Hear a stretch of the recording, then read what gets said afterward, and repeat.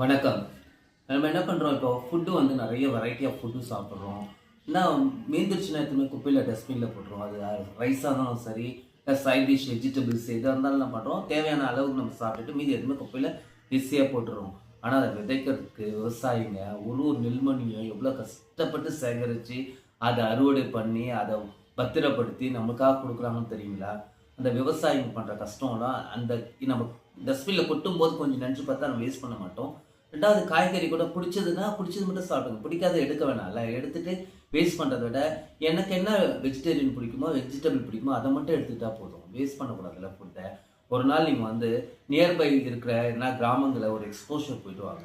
அப்போ அவங்க எவ்வளோ கஷ்டப்படுறாங்க, எத்தனை மணிக்கு காலைல எழுந்துருக்காங்க, நைட் எத்தனை மணிக்கு தூங்க போறாங்க, அவங்களோட ஒரு நாள் ஷெட்யூல் என்னன்னு ஒண்ணு பாருங்க. அப்போ நம்ம வந்து அத பார்த்துட்டு வந்து அந்த ஃபுட்ட வேஸ்ட்டே பண்ண மாட்டாங்க. நம்ம படிக்கிற காலத்துல நமக்கு டீச்சர்ஸ்லாம் சொல்லிக் குடுத்துருக்காங்க. திருவள்ளுவர் வந்து சாப்பிடும்போது என்ன பண்ணியிருக்காருன்னா, அவர் சாப்பிடும்போது நெல்மணிலாம் ஒரு அரிசி சாதம் இறையும் போது அதை குண்டூசியில குத்தி எடுத்து என்ன பண்ணுவோம், அந்த ஊசியில எடுத்து அதை கழுவிட்டு திருப்பி சாப்பிடுவார்னு நம்ம கேள்விப்பட்டிருக்குங்க. பாருங்க அந்த பழைய காலத்திலே எவ்வளோ வேல்யூஸ் இருக்கு பாருங்க. அந்த சாதத்துக்கு சோறுக்கு அவ்வளோ ஒரு இம்பார்ட்டன்ட் கொடுத்துருக்காங்கல்ல. ஸோ நம்மளும் அதை ஃபாலோ பண்ணுவோம். நம்ம குழந்தைங்களுக்கு அதை சொல்லித்தாங்க. கண்டிப்பாக வந்து குழந்தைங்க அதை ஃபாலோ பண்ணுவாங்க. ஒன்ஸ் நம்ம சொல்லிக் கொடுத்துட்டா குழந்தைங்க ஈஸியாக ஃபாலோ பண்ணுவாங்க. அதை சொல்லிக் கொடுக்க தான் நம்மளோட வேலை. ஓகேங்களா?